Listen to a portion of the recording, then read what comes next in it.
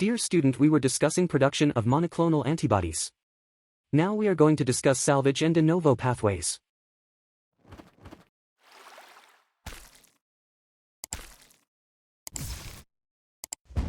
Pathway space में हमारे पास 2 pathways हैं। एक डिनोवो पाथवे है जिससे डिनोवो पाथवे से क्या होता है, सिंथेसिस ऑफ प्यूरिन न्यूक्लियोटाइड, और एक साल्वेज पाथवे है, इससे भी प्रोडक्शन ऑफ जो है वो न्यूक्लियोटाइड होता है, जिससे हमारे पास आगे डीएनए और आरएनए की सिंथेसिस होती है। तो इसके लिए 2 पाथवेज बहुत ही इंपॉर्टेंट है, डिनोवो पाथवे और साल्वेज पाथवे। इसको हम आगे देखेंगे कि जिस तरह इन 2 पाथवेज से न्यूक्लियोटाइड की प्रोडक्शन होती है तो किस किस स्टेज पे हम इन पाथवेज को रोक सकते हैं, और न्यूक्लियोटाइड यानी जो हमारे पास माइलोमा सेल लाइन्स हैं या नॉर्मल सेल लाइन्स हैं वो किस तरह जो है किस मीडिया पे वो किस तरह ग्रोथ स्टॉप कर देती हैं। तो इसमें हमारे पास पहले जो है सिलेक्शन ऑफ हेब्रिडोमा सेल्स। तो हमारे पास जो सिलेक्शन होती है हेब्रिडोमा सेल्स की, उसको हम जानते हैं कि किस तरह हम हेब्रिडोमा को सिलेक्ट करते हैं। अब जो हमारे पास नॉर्मल बी लिम्फोसाइट्स हैं उसमें HPRT या AGPRT जीन मौजूद होता है, और ये जीन जो है बेसिकली एक एंजाइम के लिए कोड करता है, और उस एंजाइम का नाम है हेपोजेंथिन गुआनिन फास्फोराइबोसाइल ट्रांसफरेज। तो ये एंजाइम जो है बेसिकली इनका फंक्शन क्या होता है, ये इन्वॉल्व होता है in the synthesis of nucleotide. तो वो न्यूक्लियोटाइड को ये एंजाइम सिंथेसाइज करता है फार from hypoxanthine present in the culture medium. तो ये जो हेपोजेंथिन कल्चर मीडियम में मौजूद होता है, तो ये एंजाइम जो है AGPRT ये क्या कर देता है, इसे न्यूक्लियोटाइड की सिंथेसिस करता है। तो ये बेसिकली साल्वेज पाथवे के थ्रू ये सिंथेसिस होती है, क्योंकि साल्वेज पाथवे में क्या होता है कि बेसिकली ये इंटरमीडिएट या बाय प्रोडक्ट्स ऑफ न्यूक्लियोटाइड जो ब्रेकडाउन होती है न्यूक्लियोटाइड की, उनके बाय प्रोडक्ट से या इंटरमीडिएट प्रोडक्ट से जो है इस साल्वेज पाथवे में इस एंजाइम को AGPRT एंजाइम को यूज़ करते हुए ये सिंथेसिस करते हैं। और इसके अलावा जो बी सेल्स जो हैं जो इस मीडिया पे हेट मीडिया पे ग्रो करते हैं हम ना, तो हेट मीडिया जो हम इसके लिए यूज़ करते हैं इसके लिए स्टैंड करता है हेपोजेंथिन एमाइनोप्टेरिन थायमिन मीडिया। तो ये बेसिकली ये जो हेट मीडिया है ये डिनोवो पाथवे को स्टॉप कर देता है, मीन्स कि जो न्यू सिंथेसिस होती है न्यू तरीके से, न्यू मेथड से, न्यू लाइन से जो है वो जो न्यूक्लियोटाइड की सिंथेसिस होती है उसको ये हेट मीडिया स्टॉप कर देता है, क्योंकि इसमें एक ड्रग होता है एमाइनोप्टेरिन, इस ड्रग का नाम है ना, तो ये डिनोवो पाथवे को स्टॉप करता है। अब जो माइलोमा सेल्स हैं उसमें AGPRT जीन जो है ये मौजूद नहीं होता, तो इस वजह से ये जो है फिर हेट मीडिया पे ग्रो भी नहीं करता, क्योंकि इसमें ये एंजाइम मौजूद नहीं होता। और जो है ये इसमें अगर फॉर एग्जाम्पल ना ये जो साल्वेज पाथवे है ना इस पे ये ग्रो नहीं कर सकता, साल्वेज पाथवे को ये कैरी आउट नहीं कर सकता माइलोमा सेल्स। क्यों साल्वेज पाथवे को कैरी आउट नहीं कर सकते माइलोमा सेल्स, क्योंकि इसमें ये जीन मिसिंग है HPRT जीन्स, और ये AGPRT एंजाइम्स की सिंथेसिस नहीं कर सकती। और दूसरी बात कि जो एमाइनोप्टेरिन ड्रग है ना ये एंजाइम इनहिबिटर के तौर पे काम करता है, क्योंकि ये कंपीट करता है folate binding site of the enzyme ना। तो इस तरह जो है ये क्या कर देता है कि जो टेट्राहाइड्रोफोलेट सिंथेसिस होती है ना इसको स्टॉप कर देता है, इसकी प्रोडक्शन को, ये सिंथेसिस को स्टॉप कर देता है।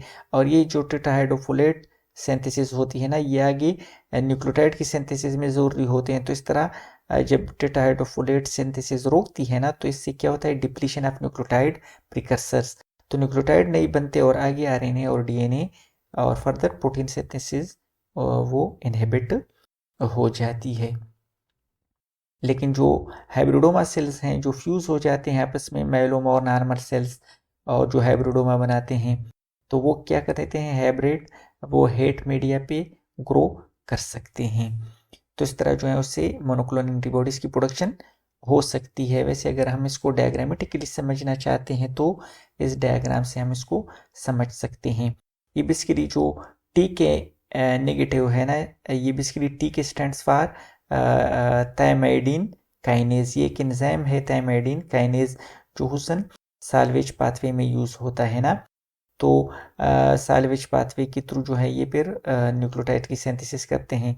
तो अगर थायमाइडिन काइनेज नेगेटिव है तो मीन्स के अनेबल टू सिंथेसाइज डीएनए, तो ये फिर जो है वो न्यूक्लियोटाइड या डीएनए या आरएनए की सिंथेसिस नहीं कर सकते हेट मीडिया पे ना, साल्वेज पाथवे के थ्रू।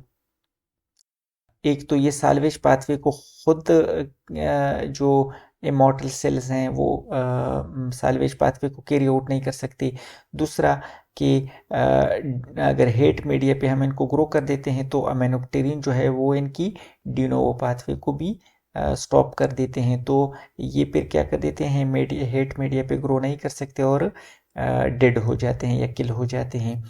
लेकिन अगर हाइब्रिडोमा है इनका, यानी नॉर्मल सेल्स और मेलोमा सेल्स को हम फ्यूज़ करते हैं तो ये फिर हेट मीडिया पे ग्रो कर सकते हैं, क्योंकि जो नॉर्मल सेल्स हैं या थायमाइडिन काइनेज पॉजिटिव सेल्स हैं वो साल्वेज पाथवे के थ्रू जो है वो सिंथेसाइज कर सकते हैं।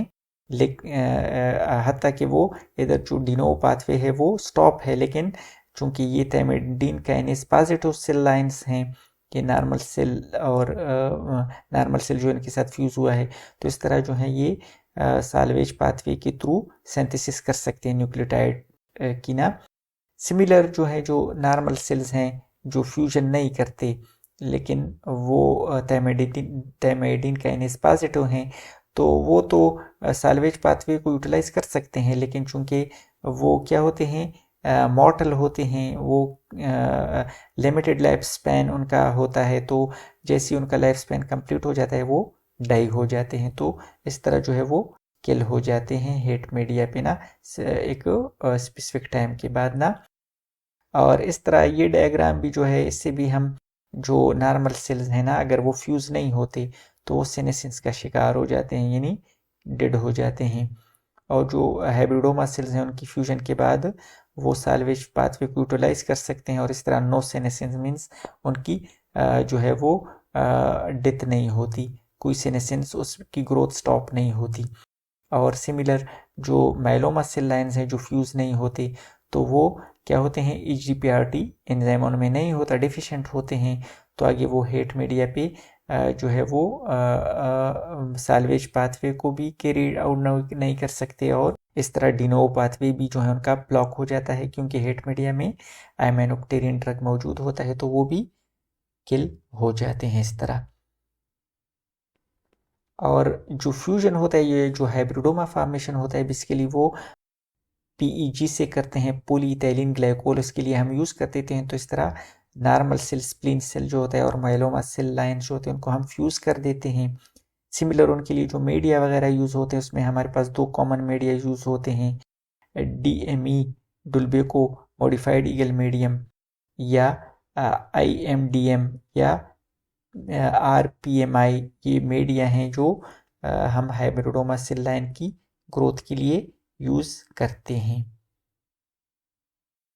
अच्छा, फिर जो हेट मीडिया पे जो हाइब्रिडोमा सेल लाइन जो हैं, इसकी जो है हम सिलेक्शन करते हैं और एंटीबॉडीज़ प्रोडक्शन के लिए इनको स्क्रीन आउट कर देते हैं।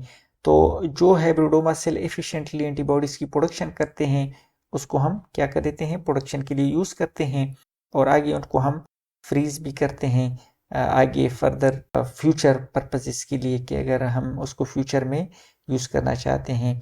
तो इस तरह जो है अगर हम एंटीबॉडीज़ की प्रोडक्शन करते हैं तो एनिमल बॉडी में इसको इंजेक्ट कर देते हैं, तो आगे जो है उनकी एनिमल की बॉडी से हम फ्लूइड्स को आइसोलेट कर देते हैं, और इस तरह एंटीबॉडीज़ को उनसे हम सेपरेट करते हैं। इसके अलावा जो है कुछ एडवांटेजेस भी जो मोनोक्लोनल एंटीबॉडीज़ के कुछ एडवांटेजेस हैं, उसमें होमोजेनिटी है कि ये बाइंड करते हैं सेम एपिटॉप के साथ, हाई स्पेसिफिसिटी रखते हैं, टारगेट ओरिएंटेड होती हैं, यानी स्पेसिफिक टारगेट के साथ अटैच होती हैं, और small quantity of antigen required होता है इनके लिए, कंसिस्टेंट होती हैं, और मोर इजीली टेस्टेड होती हैं फॉर क्रॉस रिएक्टिविटी, मीन्स के जिस तरह पॉलीक्लोनल एंटीबॉडीज़ जो है वो ज़्यादा क्रॉस रिएक्टिव होती हैं, लेकिन मोनोक्लोनल एंटीबॉडीज़ जो हैं ये ज़्यादा क्रॉस रिएक्टिव नहीं होती। क्योंकि ये स्पेसिफिक होती हैं। अच्छा, एक तो टेस्टिंग में यूज़ होते हैं और दूसरा जो है वो मोनोक्लोनल एंटीबॉडीज़ जो है वो थेरेप्यूटिक पर्पसेस में भी यूज़ होते हैं। जिस तरह ये डिफरेंट टाइप के मोनोक्लोनल एंटीबॉडीज़ हैं, जिस तरह जो है रियोप्रो जो है ये मोनोक्लोनल एंटीबॉडीज़ हैं, इनका ट्रेड नेम है। और ये जो प्लास्टी ये जो ब्लड क्लॉट्स बनती हैं उनकी ट्रीटमेंट में यूज़ होते हैं, कॉर्नरी आर्टरी डिजीज़ में यूज़ होते हैं। सिमिलर जो हुमेरा है ये रोमेटाइड अर्थराइटिस में यूज़ होती हैं ये मोनोक्लोनल एंटीबॉडीज़। या फॉर एग्जाम्पल जो इलिफासिप जो हैं ये इम्यूनोसप्रेसिव ड्रग के तौर पे यूज़ होते हैं। और सिमिलर जो ये लास्ट वन मोनोक्लोनल एंटीबॉडीज़ है ना, एलिम्टोजोमेब जो है ये यूज़ होती हैं क्रॉनिक लिम्फोसाइटिक ल्यूकेमिया जो ब्लड कैंसर होती हैं, या क्यूटेनियस टी सेल लिम्फोमा या टी सेल लिम्फोमा जो है इसमें यूज़ होते हैं। Okay, thank you so much. See you, अल्लाह हाफिज़।